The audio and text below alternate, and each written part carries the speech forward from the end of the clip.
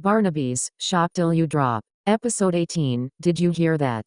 My name is Jack Higgins. I never believed in ghosts until I came toe to toe with one. So, I set out on a journey to record what I once witnessed onto video. Along with my good friend, Rick Koff, and a guy we met at Taco Bell, Darren Baldwin. Together, we will travel to the most creepiest, craziest, and spookiest places in the state, in an attempt to capture evidence of the paranormal. These are our ghost ventures. That was the intro to our ghost hunting web series. Yeah, I know, it sounds a lot like that other ghost hunting show on that cable network. But that's strictly coincidental. It's a good show, well, at least it used to be. Anyway, hi, my name is Jack. I was the lead investigator for the Ghost Ventures crew. And, if you noticed, I said was. We don't ghost hunt anymore. Hell, we don't even talk anymore, and I'll tell you why. Let me sum it all up, in one word, and that word is, Barnaby's. Yeah, that place is off the charts. No, I've never been to Penhurst, or Poveglia Island, but I've seen those episodes, and Barnaby's has got to rank right up there with those two.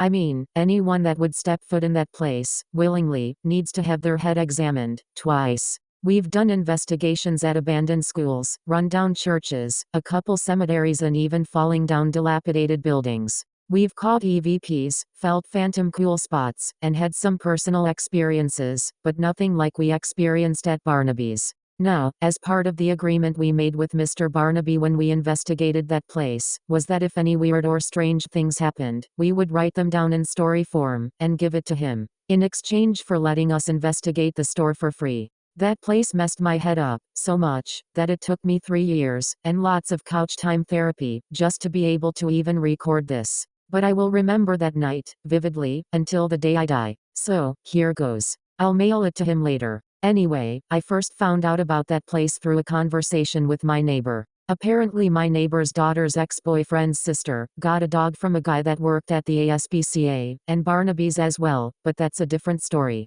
Anyway, they became friends and he told her all about the crazy stuff that happened at Barnaby's. She told her brother, he told my neighbor's daughter told her father, and her father told me. Did you follow all that?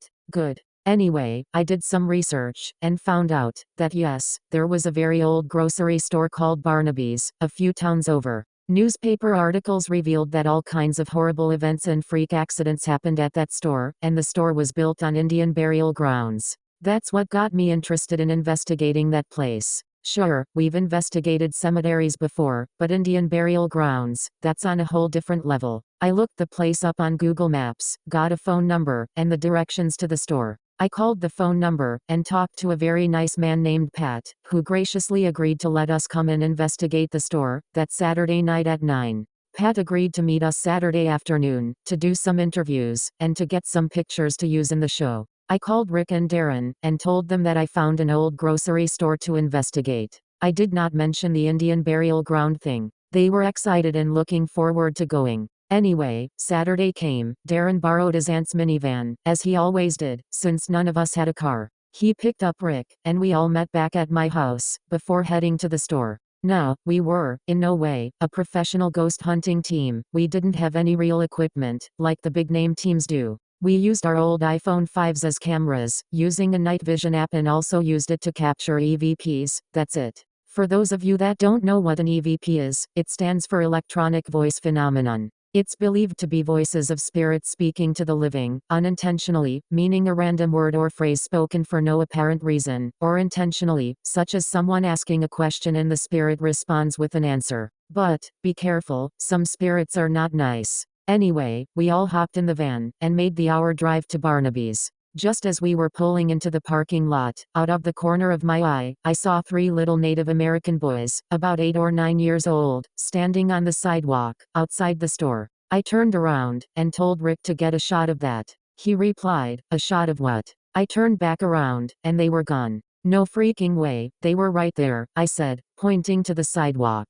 Who? Darren asked. I just shook my head. Never mind, forget about it, I mumbled. We parked the van and got out. If I knew then, what I know now, I would have got back in that van, and never stepped foot in that store. Anyway, I walked over to the spot where I saw the kids, and found 3 small eagle's feathers on the ground. I was totally freaked out at that point. I just left them there. Rick and Darren went to knock on the door. Soon after, an older man emerged from inside the store, and introduced himself as Pat. We all shook hands, and introduced ourselves. I told Pat about the 3 kids that I saw, and he started tapping his toe and clapping his hands, and said, 1 little, 2 little, 3 little Indians. You know, that old children's nursery rhyme. Then, he chuckled to himself. Okay then, I thought to myself. This guy's a few sandwiches short of a picnic. Anyway, we conducted our interview, and he told us about all the crazy things that happened there, and gave us some history on the place. He also told us that the store was being remodeled, and to be careful of hanging wires, loose floorboards, and things like that. Also that the electric had been shut off, since it was the weekend. And that the construction crews would not be back until Monday. He offered to let us go inside and look around, to get familiar with the place, but we wanted to wait until our investigation, the element of surprise and all. We ended the interview about 5 p.m., and he handed me a key to the store, just in case. We still had a couple hours before it was time for us to investigate. We decided to go see a movie. We passed a movie theater on the way to the store. We decided to go there. The new Stephen King movie was out. I am a huge Stephen King fan. I have all his movies, most of his books, and a lot of his short stories on audiobook. Anyway, we met a very nice, and very attractive lady named Catherine at the movie theater. We told her that we were investigating Barnaby's that night, and asked if she knew anything about the place. She told us that she was the previous owner of the property, but that's a different story, and that now, she was the assistant manager, well, as soon as it opens back up again. We offered to have her come and investigate with us, but she declined, saying she didn't want to spend any more time in that place than she had to. Now I understand why. When the movie was over, it was a great movie by the way. I added it to my DVD collection when it came out. Anyway, we headed back to the store, for our investigation. We arrived back at the store, just as a thunderstorm was fast approaching. Pat was nowhere to be found. I thought that was odd. We found a note on the door, saying he had to tend to an issue at a property he just sold.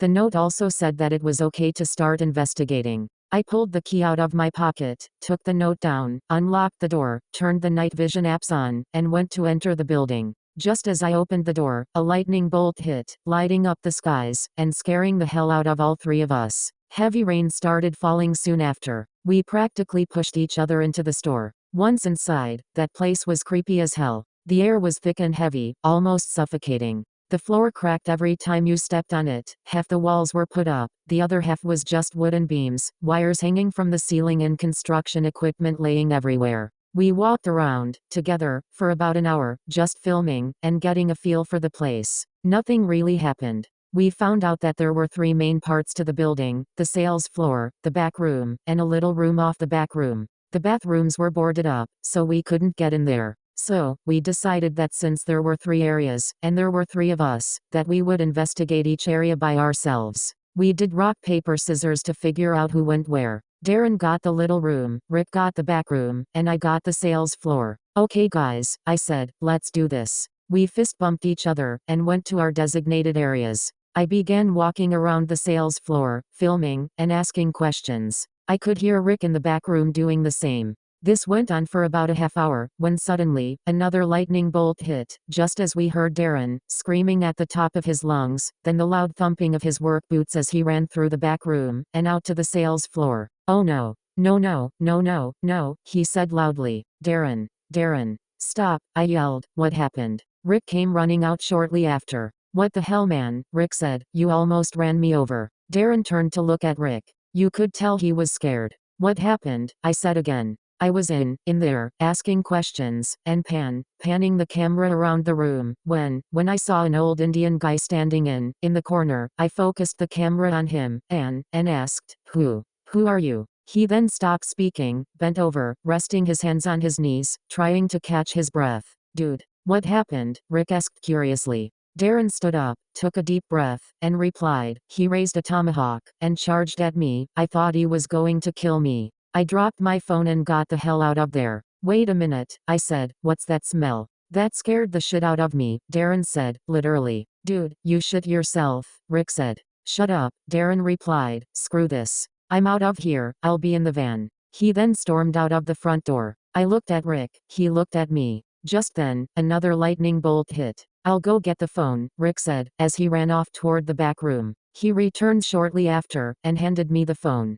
It was still recording. Luckily, it wasn't broken. I stopped the recording, and we reviewed the video. Sure enough, there was an old Indian standing in the corner, who charged at the camera. The phone then fell to the floor, face down, with the camera shooting upward. That same old Indian was seen leaning over the lens, staring into the camera, then just disappeared. We caught an EVP, but we couldn't understand what it was saying. What's up with the Indian? Rick asked. Yeah, maybe I should have mentioned this earlier, I said, but this place is built on Indian burial grounds. What? He asked. Are you crazy? Cemeteries are one thing, but I ain't messing with no Indian spirits. Here's my phone, I'm out, he said. Fine, I yelled, I'll do it myself. The slamming of a door was heard soon after. I put both phones in my pocket, and began to walk around, asking questions. I did this for about 15 minutes, when another lightning bolt hit, and all the security lights came on, blinding me through the night vision. There's no electric in this place, I thought, what the hell is going on?